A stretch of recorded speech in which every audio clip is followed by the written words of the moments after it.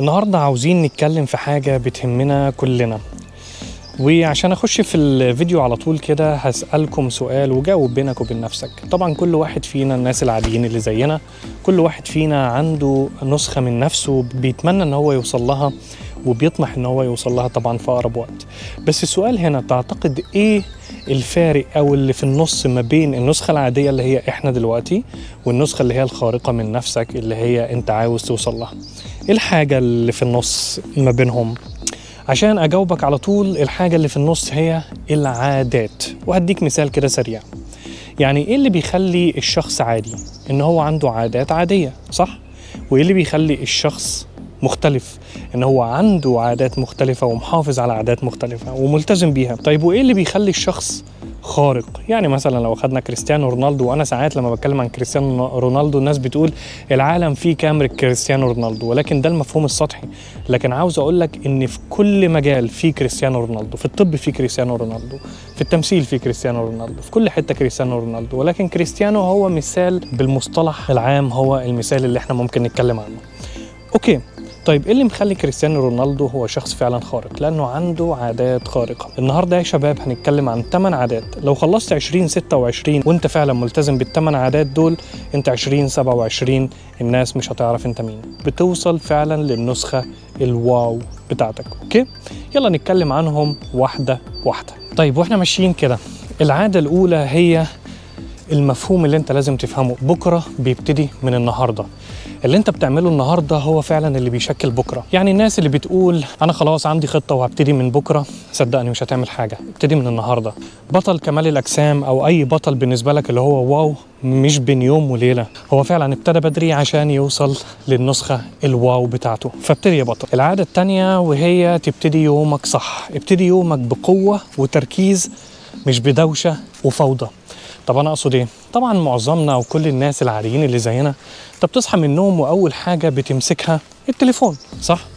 وانت مش متخيل ان التليفون والريلز اللي انت بتتفرج عليها وحتى الرسائل اللي انت بتقراها بيعمل لك دوشه جوه دماغك.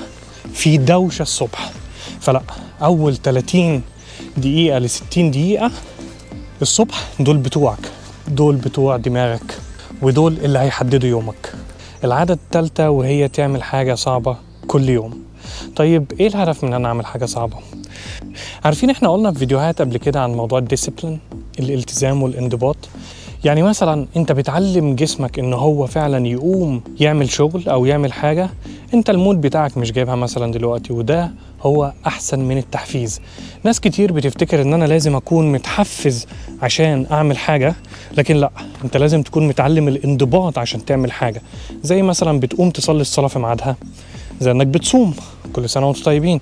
فحاول كل يوم. طب هتقولي طب ايه الحاجة اللي انا ممكن اعملها؟ شوف الحاجة اللي انت مأجلها، واكيد كلنا مأجلين حاجات كتير، وابتدي بيها. ابتدي بيها النهاردة.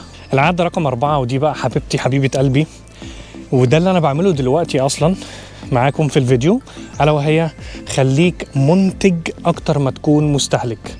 انت عارف ان انت لما تتفرج في اليوم، يعني تعال احسبها، وانا قلت في فيديو قبل كده، احسب انت بتقعد قد ايه على السوشيال ميديا. اوكي، ساعة، ساعتين، 3، ايا كان. احنا بقى على السوشيال ميديا نوعين، نوع كونسيومر ونوع بروديوسر.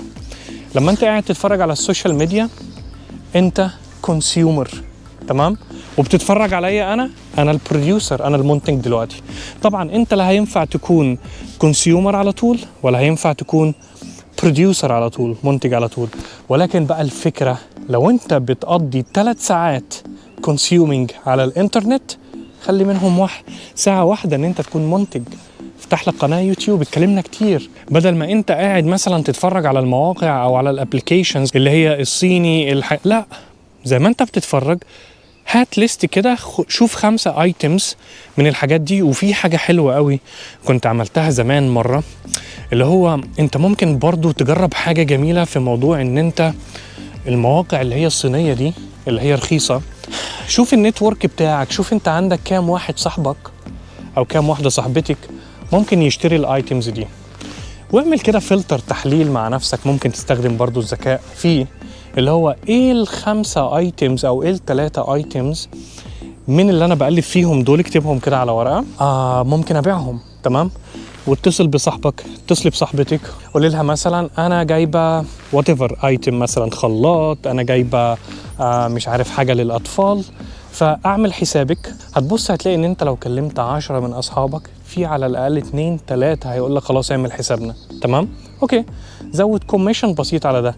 هتلاقي نفسك حبيت الموضوع وبقيت بدل ما انت كونسيومر، او انت بدل ما كنت كونسيومر انت دلوقتي بروديوسر، صح؟ وابتديت تعمل فلوس كمان. هي الفكره بتيجي من كده. او السوشيال ميديا، بدل ما انت قاعد عمال تستهلك الفيديوهات والريلز والاخبار، لا، اعمل لك صفحه على الفيسبوك، حط فيها السكيلز او حط فيها الحاجات اللي انت بتحب تعملها مثلا، وتبص هتلاقي عندك جمهور.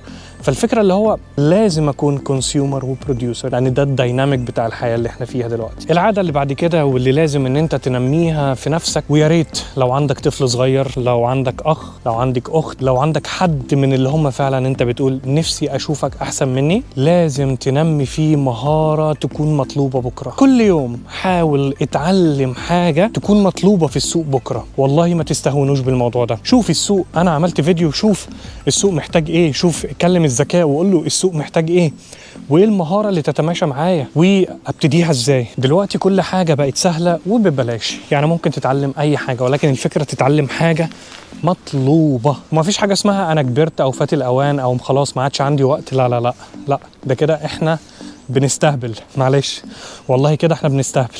لو انت من النوعيه دي والسلبيه دي، معلش اطلع من القناة. أنا القناة بتاعتي بتاعت الأبطال إن شاء الله. العادة اللي بعد كده، درب جسمك عشان تدرب عقلك. يمكن الأبطال اللي بيمارسوا رياضة فاهمين أنا بتكلم عن إيه. يعني شوية إن أنت تطلع كده مثلا في الطبيعة، أو إن أنت تتمشى، ده بيزودك طاقة، بيديك إحساس إن أنت أقوى. وطبعا لو اتكلمنا عن موضوع فوائد الرياضة وأهمية الرياضة، بالتالي في فيديوهات كتير ودكاترة بيتكلموا عن الموضوع ده، ولكن أنا هحصر الموضوع إن فعلا الرياضة مش بتعود بالخير على جسمك بس، لا، وعلى عقلك كمان. انت بتبقى انشط، بتبقى قوي، عندك ثقة في نفسك، ثقتك في نفسك بتزيد. الرياضة الرياضة الرياضة يا شباب، فلازم تحرك جسمك. دي عادة ضرورية، غير حياتك للأحسن طبعا. العادة رقم 7، ودي برضو من العادات اللي أنا قاعد بنادي بيها من زمن الزمن، الطاقة. احمي طاقتك. شباب، الناس اللي انت بتقعد معاهم يا بيشحنوك طاقة إيجابية يا فعلا بيستهلكوا الطاقة بتاعتك. احمي الطاقة، اختار الناس اللي بتقعد معاهم. جميل ان انا ممكن اقعد مع ناس انا بحبهم، هم بيحبوني، ولكن الاجمل ان انا اقعد مع ناس بيشحنوني طاقة إيجابية. مش كل حاجة تستاهل رد فعلك، ولا كل حاجة تستاهل طاقتك في الجدال مثلا مع الناس، في ان انت، لان لو طاقتك خلصت هيتبقى ايه لأهدافك؟ زيرو، صح؟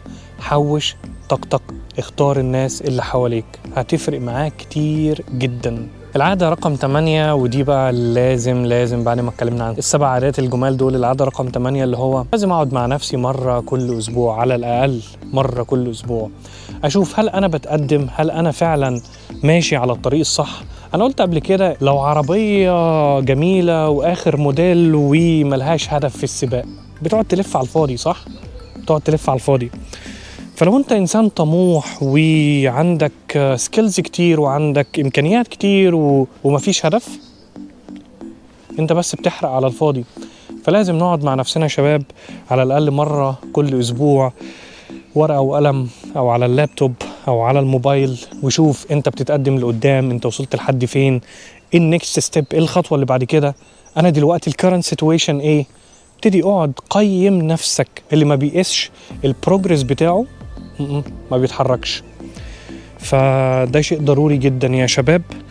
ان شاء الله يكون فيديو كده لذيذ على السريع في الطبيعة. انا هكمل بقى بحرك جسمي زي ما قلنا، انا هكمل بقى شوية السبورت اللي انا بعملهم في الطبيعة دي والاكسجين الجميل ده. ويكتبوا لي في التعليقات لو عجبكم الفيديو، ان احنا مرة بقى في الطبيعة ومرة في العربية ومرة في البيت. انتوا شكلكم زي ما بتحبوش قعدة البيت وبتحبوا تخرجوا، لكن انا ببذل مجهود كبير جدا ان انا لما بصور فيديو في البيت اكتر من ان انا بصوره بره. فخلاص لو هو ده الاتفاق وهو ده الديل، انا موافق. بنطلع بنتفسح مع بعض وبنزور اماكن جديدة وبنتكلم كلام تحفيزي ان شاء الله. ربنا يا رب يوفق الجميع، واشوفكم في الفيديو اللي جاي ان شاء الله. مع السلامة.